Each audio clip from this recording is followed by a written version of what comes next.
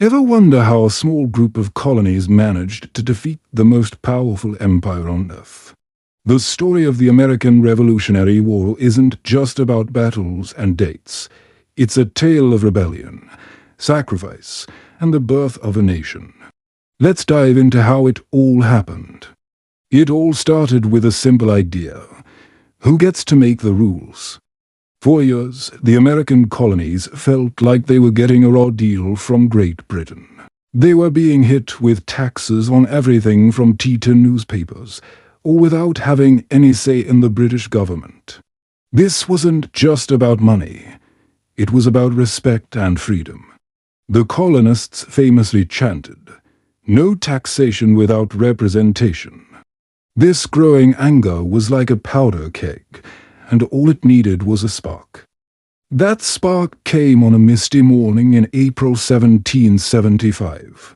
In the small towns of Lexington and Concord, Massachusetts, colonial militiamen, known as Minutemen, stood their ground against a column of British soldiers.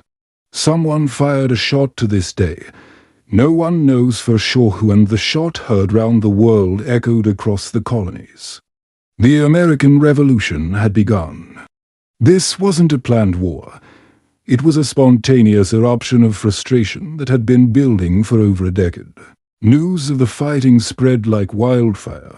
The colonies, realizing they needed to get organized, formed the Continental Army. And who did they choose to lead this ragtag group of farmers and merchants against the world? Most professional military. A Virginian planter named George Washington. His appointment as commander-in-chief was a masterstroke. Washington wasn't just a military man. He was a symbol of unity, a leader everyone could rally behind. His task was monumental: turn a volunteer militia into a force capable of taking on the British Empire. Just a couple of months later, outside Boston, came the Battle of Bunker Hill. Now, technically, the colonists lost this battle. They ran out of ammunition and had to retreat. But here's why it was so important. The British suffered shocking casualties. They learned that the Americans were not just a disorganized mob. They would stand, fight, and die for their cause. Bunker Hill proved the colonists' resolve and showed the world that this was going to be a real, bloody war. It was a moral victory that boosted American confidence immensely. The next year, 1776, was a turning point. The fighting had been going on for over a year, but the goal wasn't entirely clear. Were they fighting for their rights as British citizens, or for something more on July 4th? The Continental Congress gave a definitive answer by adopting the Declaration of Independence.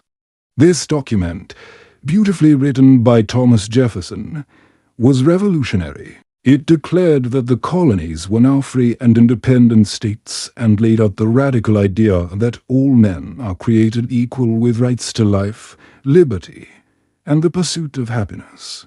It was a breakup letter to King George III and a birth certificate for the United States of America.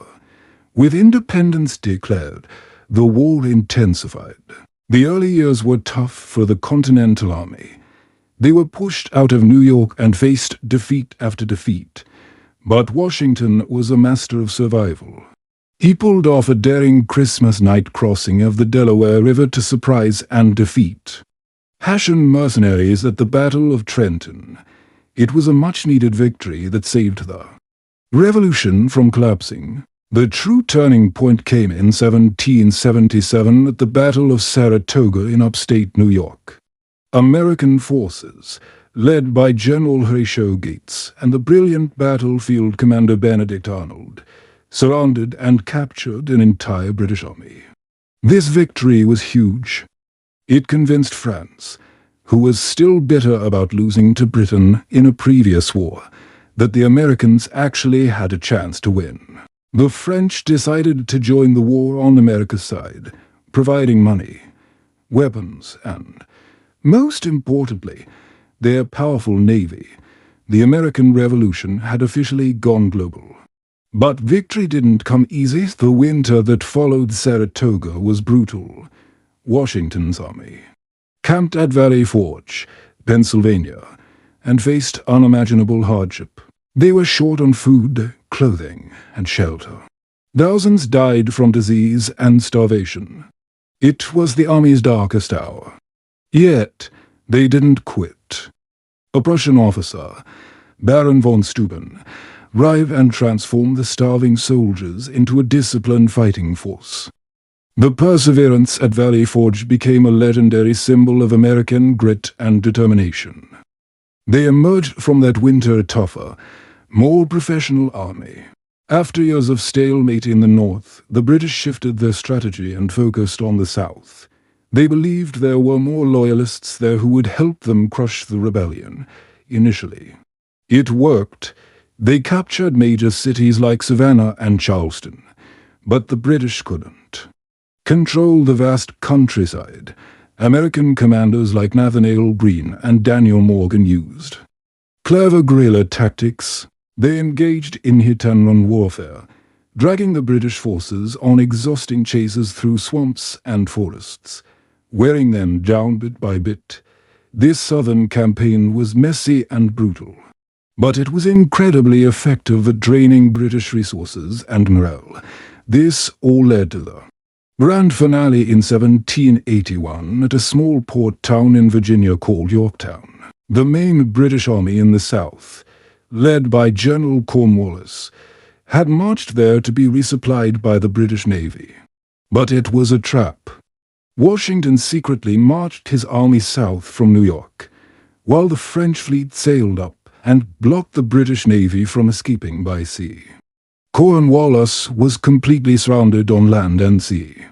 For weeks, American and French cannons bombarded the British positions. With no hope of rescue, Cornwallis had no choice but to surrender his entire army. When the news of Yorktown reached London, the British Parliament essentially gave up. The war was too costly and unpopular. Peace negotiations began, and in 1783, the Treaty of Paris was signed. This treaty officially ended the war and, most importantly, Great Britain formally recognized the independence of the United States of America. The fight was over. A new nation, born from the ideals of liberty and self-governance, was now a reality, from the first protests over taxes to the final surrender at Yorktown. The American Revolution was a long and difficult journey. It was a story of ordinary people who did extraordinary things to shape their own destiny. Thanks for watching this journey through America's founding conflict.